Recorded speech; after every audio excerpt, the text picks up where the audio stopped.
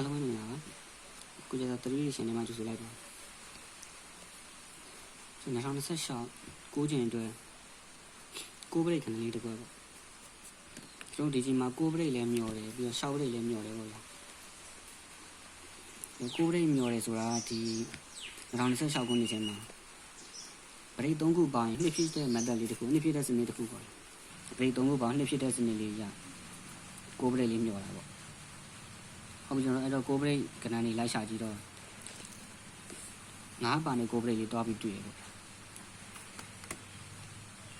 break 3ခုပေါင်းဒီချိန်မှာနှစ်မဖြစ်လေနောက်ချိန်နဲ့အဲ့လိုမျိုး break 3ဒီ break နဲ့ဒီ break နဲ့ဒီ break နဲ့ပေါင်းနှစ်ပေါ့အဲ့လိုမျိုးနှစ်ဖြစ်တဲ့စနစ်လေးတစ်ခုကျွန်တော်လိုက်နေတာပေါ့ဗျာ90နှစ်ခုနှစ်မှာတော့2005ကစပြီး2005 2015 2025ဆိုပြီး3နှစ်3ရက်စီလေးလာတွေ့တယ်သူတခြားနှစ်တွေမှာလည်းဖြစ်တော့ဖြစ်တယ်ဒါပေမဲ့ကျွန်တော်ကနှစ်တန်းဝါဝေးတူတယ်2005 2015 2025ဆိုပြီးယူလိုက်မယ်ပေါ့ကျွန်တော်2005ခုနှစ်မှာ9ထိပ်လို့နှလုံးကြတယ်9ထိပ်ကြတယ်အဲ့လိုကြပြီးတာနဲ့ဒုတိယ9ထိပ်ရဲ့965ဆိုတဲ့ကဏ္ဍလေးထွက်တယ်ပေါ့အဲ့ဒီ965ဆိုတဲ့ကဏ္ဍလေးကိုသူကအစောင်း3လုံးလဲ965လို့ပြန်ပြီးစောင်းထားတယ်ပေါ့ဗျာ9ထိပ်နှလုံးကြတယ်965ဆိုပြီးကဏ္ဍလေးဖြစ်တယ်အဲ့ဒီ965ဆိုတဲ့ကဏ္ဍကိုပဲအစောင်း3လုံး965လို့ပြန်ပြီးတည်တယ်ပေါ့တည်ပြီးသူ့ဘေးမှာ9ထိပ်လေးရဲ့ဘေးမှာထွက်တဲ့ကဏ္ဍcomplete ထွက်တယ်ပေါ့ဗျာ305နှစ်ဆို complete ထွက်တယ်အဲ့ဒီ complete ကသူက9ခါလေးနဲ့ complete လာထွက်တယ်ပေါ့အဲ့ဒါပထမကတ်အနေနဲ့2005ပေါ့2005ပြကျွန်တော်2015တော့ကျွန်တော်9ထိပ်နှလုံးထက်တယ်အခု2015ရတော့သူက4ထိပ်နှလုံးလာထက်တယ်ပေါ့4ထိပ်နှလုံးလာထက်တယ်ဒုတိယ4ထိပ်ရဲ့ကဏ္ဍတွေက4နှစ်တစ်အဲ့ဒီ4နှစ်တစ်ဆိုတဲ့ကဏ္ဍအောင်လည်းပဲသူကအစောင်း3လုံး4နှစ်တစ်လို့လည်းပြန်ပြီးစောင်းထားတယ်ပေါ့ပြန်ပြီးစောင်းထားပြီးအဲ့ဒီ4ထိပ်ရဲ့ဘေးမှာကြားတဲ့ကဏ္ဍ4 5ခု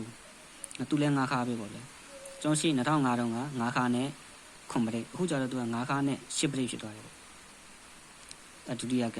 ကျွန်တော်တို့အခုတတိယကအနေနဲ့2025မှာမနေ့ကဖြစ်သွားတယ်ပေါ့2005တုန်းက9ထိပ်2015မှာ4ထိပ်အခု2025 3ထိပ်ပေါ့ဗျာ3ထိပ်လို့ဖြစ်သွားတယ်ပေါ့အဲ့ဒီမှာဒုတိယ3ထိပ်ရဲ့35နှစ်ဆိုတဲ့ကဏ္ဍလေးကို35နှစ်လို့လည်းအစောင်း3လုံးပြန်ပြီးထည့်ထားတယ်ပေါ့35နှစ်ဆိုတဲ့ကဏ္ဍကို35နှစ်လို့အစောင်း3လုံးပြန်ထည့်ထားအခုကြောင်းနေတာကျွန်တော်တို့သူ့ရဲ့ဘေးက3ထိပ်လေးအပေါ်က3ထိပ်လေးရဲ့ဘေးကအကျဉ်းကိုရောက်နေပေါ့ပထမ2005တုန်းက35နှစ်ဆိုပြီးတော့မှ9ခါနဲ့ complete ထွက်သွားတယ်ပေါ့ပထမ2005တုန်းက9ထိပ်လုံးတန်းနဲ့965ဆိုတဲ့ကဏ္ဍလေးထွက်တယ်965လို့ပြန်ဆောင်တယ်သူ့ရဲ့ဘေးမှာ9ခါနဲ့ complete ဒီ2015တုန်းက9ထိပ်ပြီးတော့4ထိပ်နှလုံးတန်းတယ်သူ့ရဲ့ဘေးမှာ9ခါနဲ့10 break 9ခါနဲ့ complete ပြီးတော့9ခါနဲ့10 break ဒီတစ်ခါကျွန်တော်တို့9ခါနဲ့9 break လေးမြော်လေးပေါ့ဗျာ9ထိပ်4ထိပ်ပြီးတော့ဒီက3ထိပ်နှလုံးတန်းတယ်35နှစ်ဆိုတဲ့ကဏ္ဍလေးထွက်တယ်အဲ့ဒီ35နှစ်ကိုပဲအစောင်း3လုံး35နှစ်လို့ပြန်ဖြစ်တာလေသူဘေးမှာရှင်းနေတာဆိုကျွန်တော်တို့9ခါနဲ့ senior break complete 10 break ပြီးတော့ဒီက9 break လေးများလာမလားပေါ့ကျွန်တော်စောင့်နေတာ break 3ခုပေါင်း2ဖြစ်ရှင်လဲစောင့်နေတာဖြစ်တယ်ပဲဒီမှာ9 break ဒီမှာ4 break ဆိုတော့3ဖြစ်နေအဲ့ဒါကိုကျွန်တော်2ဖြစ်ရှင်9 break ပဲဝယ်ရမှာဆိုတော့ဒီချိန်မှာ9 break လေးစောင့်နေတာ ਨੇ ဒီ3ကတ်စီ line နေနေရလေ9 break လေးလာပြီးတော့မှတွေ့နေတာ ਨੇ ပေါ့ဗျာထပ်တူကြနေတယ်ပေါ့အဲ့ဒါကြောင့်မလို့ကျွန်တော်ဒီမှာ9ခါနဲ့9 break လေးများဖြစ်သွားမလားပေါ့တကယ်လို့9ခါမထဲတော့ဘူးဆိုရင်လည်း9ပါနဲ့9 break လေးများဖြစ်သွားမလားပေါ့အဲ့လိုမျိုးပေါ့3ကတ်ဆိုတော့လှည့်စားပြီးတော့9ခါဆိုရင်ပြီးတော့ပဲ9အလုံးပိုင်းလေးနဲ့များပြီးသွားမလားပေါ့9ပါနဲ့9 break ပေါ့ဗျာအခုဆိုတော့9ပါနဲ့9 break ဆိုတော့အဲ့ဒီ9ပါနဲ့9 break ကိုကျွန်တော်တခြားနီးလေးနဲ့လိုက်ပြီးတော့ဖန်ကြည့်လိုက်နောက်တစ်စနဲ့လိုက်ဖန်ကြည့်မယ်ပေါ့ဗျာသူကကလင်ဒါမှာတစ်ခုံလို့ခါတောင်3လုံးဖြစ်တာနှစ်ကတ်ရှိရပေါ့ဗျာတစ်ခုံ94ခုနှစ်ကျွန်တော်94ခုနှစ်မှာလည်းတစ်ခုံဆိုပြီးခါတောင်3လုံးတစ်ခုံလို့ထောင်နေပေါ့တစ်ခါခွန်ခါတစ်ခါခွန်ခါတစ်ခုံလို့ဖြစ်တယ်ပေါ့သူတစ်ခုံလို့ထောင်တော့အကျဉ်းရလည်းအတူတူပဲသူက6ကြိမ်မှာတစ်ခါ9ကြိမ်မှာတစ်ခါ10ကြိမ်မှာခွန်ခါ6ကြိမ်9ကြိမ်10ကြိမ်နေမှာတစ်ခုံဆိုပြီးခါတောင်3လုံးထောင်သွားတယ်ပေါ့ပြီးအဲ့ဒီနောက်ဆုံး9ဘက်မှာလည်း9လုံးပူးတယ်ပေါ့ဗျာတစ်ခုံလို့ခါတောင်3လုံးထောင်တယ်9လုံးပူးတယ်အဲ့ဒီ9လုံးကနောက်ပေါင်း4ဖြစ်နေလို့များထည့်ထားတဲ့10ထိပ်ကလေးကိုသူ့ရဲ့ရှင်းနေကရှင်းနောက်ဘက်နှလုံးနဲ့10ထိပ်ကလေးနဲ့ရှစ်ဝင်လာတဲ့10ထိပ်ကလေးနဲ့4လို့ဖြစ်တယ်ပေါ့ဗျာခါတောင်3လုံးတစ်ခုံလို့ထောင်တယ်ခွန်ပူးကြတယ်9လုံး4မလို့10ထိပ်ကလေးကိုလည်း4ဖြစ်ရှင်းနေများကဏ္ဍ3လုံးပေါင်း4ဖြစ်ရှင်းတဲ့10ထိပ်ကလေးများတွင်းထားလာလားပေါ့အဲ့လိုမျိုးတွင်းထားပြီးသူ့အောင်မှာကြားမိကဏ္ဍခွန်လျှောက်လေးအဲ့ဒီခွန်လျှောက်လေးကလည်းသူ့ရှင်းနေကကဏ္ဍဖြစ်နေတယ်ပေါ့ခွန်လျှောက်လေးကသူ့ရှင်းနေမှာရှိနေတယ်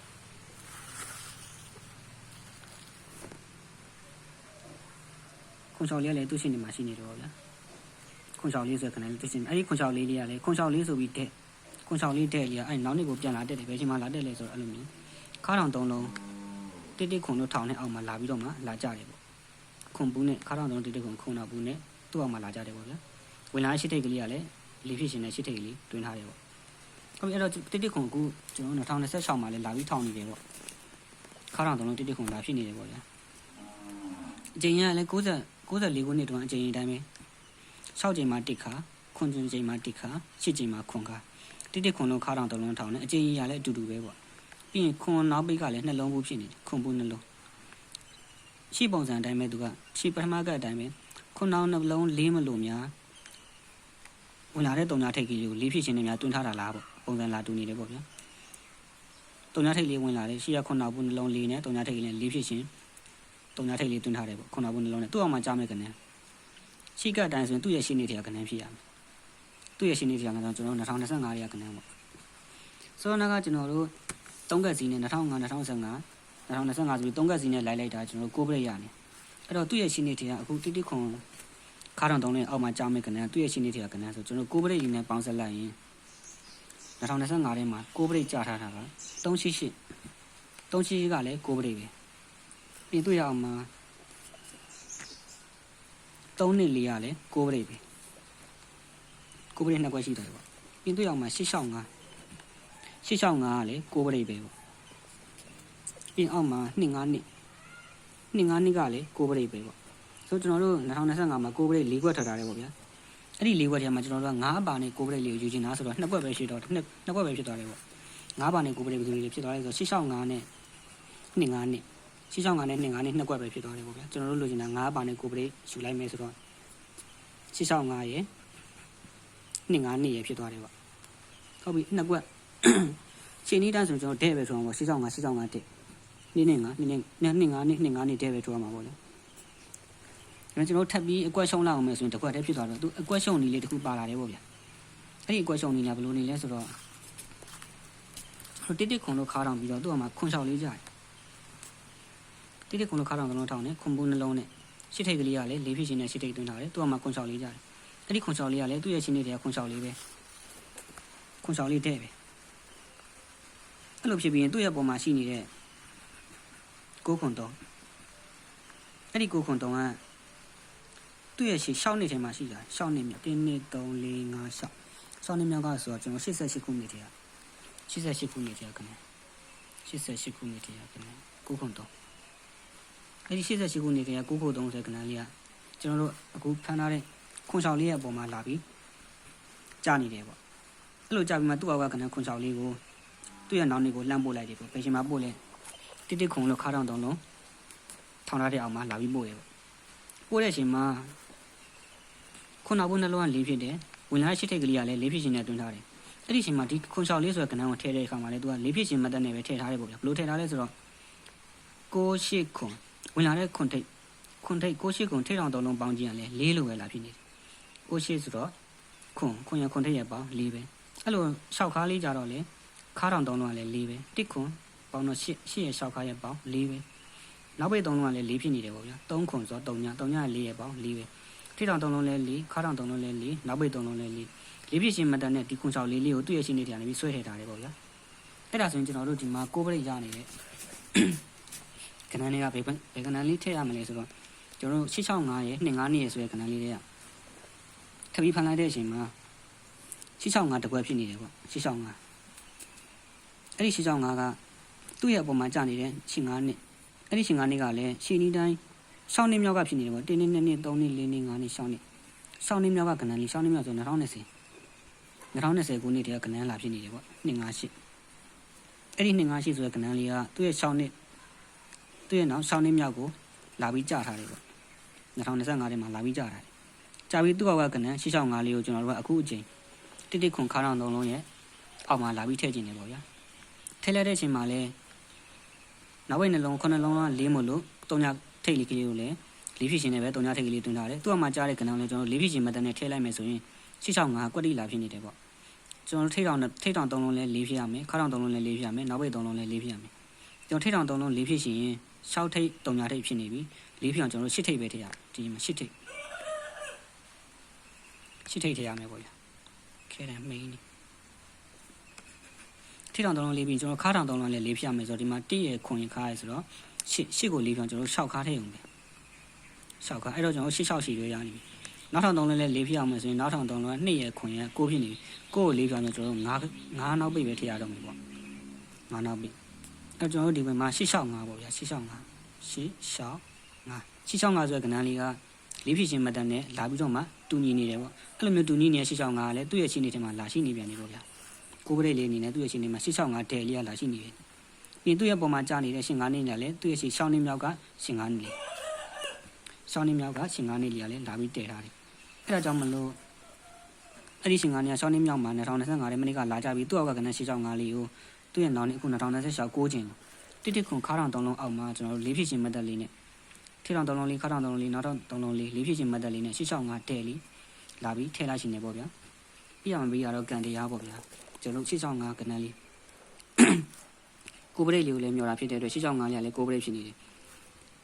9ပါနဲ့ကိုပရိတ်လေးလည်းဖြစ်နေတယ်ပေါ့ဗျာ9ခါနဲ့တော့မဟုတ်ဘူးကျွန်တော်9ခါကြာရင်တော့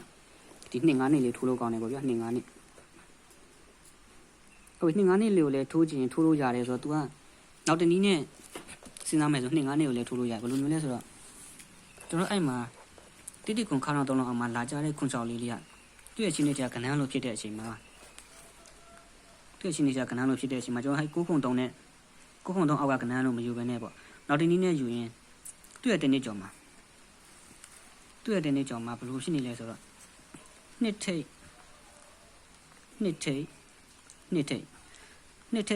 နှစ်ထိပ်ဆိုအစောင်း3လုံးထိပ်တူ3လုံးစောင်းထားတယ်ပေါ့အဲ့လိုမျိုးနှစ်ထိပ်လို့ထိပ်တူ3လုံးစောင်းထားတဲ့ရဲ့တပင်ကျော်ကကဏ္ဍခွန်ချောက်လေးရများနောက်နေ့တိခွန်ရအောက်ကိုတိခွန်ခါထောင်3လုံးအောက်ကိုလာပြီးချပေးတာလားပေါ့သူ့ရဲ့တင်းနေကျော်မှာထိပ်3လုံးအတူစောင်းထားတယ်ပေါ့ဗျာအဲ့ဒီစောင်းထားတဲ့တပင်ကျော်ကကဏ္ဍလေးရများဆိုတော့တိခွန်ရအောက်ကိုလာချလိုက်တာလားပေါ့ကျွန်တော်တို့9ခွန်3ရအောက်ကကဏ္ဍလို့မဖမ်းတော့ပဲနဲ့နောက်တနည်းနဲ့ဖမ်းရင်ပေါ့အဲ့ဒါဆိုရင်ကျွန်တော်တို့ကဘယ်ဟာသွားပြီးဖမ်းလို့ရလဲဆိုတော့2 9နှစ်ကိုသွားပြီးဖမ်းလို့ရနေပြန်တယ်2 9နှစ်ရဲ့ရှိတနည်းကျော်မှာ3ညာထိပ်ဆိုပြီးတော့3ညာထိပ်3လုံးတန်းထားတယ်ပေါ့ထိပ်တောင်အတူ3လုံးတန်းထားတဲ့တနည်းကျော်ကကဏ္ဍဆိုရင်လည်းကျွန်တော်တို့2 9နှစ်လေးဖြစ်နေတယ်ပေါ့အဲ့ဒီကြောင့်မလို့ကျွန်တော်2 9နှစ်လေးထိုးခြင်းလည်းဒီကမှာ2 9နှစ်လေးထိုးလို့ရတယ်ပေါ့ဗျာ3ညာထိပ်လို့ထိပ်တောင်3လုံးတန်းထားတဲ့တနည်းကျော်က2 9နှစ်ဆိုတဲ့ကဏ္ဍလေးကို2026 9ကျင်းတိခွန်လို့ခါထောင်3လုံးထောင်ထားတဲ့အောက်မှာလာပြီးချပေးသွားမယ်ဆိုရင်လည်းသူပေးခြင်းလည်းပေးလို့ရတယ်ပေါ့အဲ့ဒါကြောင့်မလို့ဒီချိန်မှာ9ခါနဲ့ကိုပရိဆိုရင်ကျွန်တော်2 9နှစ်ပေါ့အဲ့လိုမဟုတ်ဘဲနဲ့ကျွန်တော်4ဖြစ်ခြင်းမတန်နဲ့ထင်မှာဆိုရင်ထိထောင်3လုံး4ခါထောင်3လုံး4နောက်ထောင်3လုံး4ဆိုပြီးတော့4ဖြစ်ခြင်းမတန်နဲ့ထင်မှာဆိုရင်665ပေါ့ကျွန်တော်ကြိုက်တာတော့665ပို့ကြိုက်တယ်ပေါ့ဗျာ4ဖြစ်ခြင်းမတန်လေးပို့ပြီးသဘောကျတယ်ပေါ့2 9လင့်တည်းကတော့အရန်ထိုးခြင်းထိုးလို့ရတယ်ပေါ့900ပို့1000ပို့ဟုတ်ပြီဆိုတော့ကျွန်တော်တို့2026 9ကျင်းအတွက်ကိုပရိကဏ္ဍလေး9ပါနဲ့ကိုပရိကဏ္ဍလေး665ရဲ့2 9နှစ်ရဲ့ဆက်ပြပေးလိုက်ပါတယ်အားလုံးပဲကံကောင်းကြပါစေပေါက်တိဖြစ်ကြပါစေခင်ဗျာ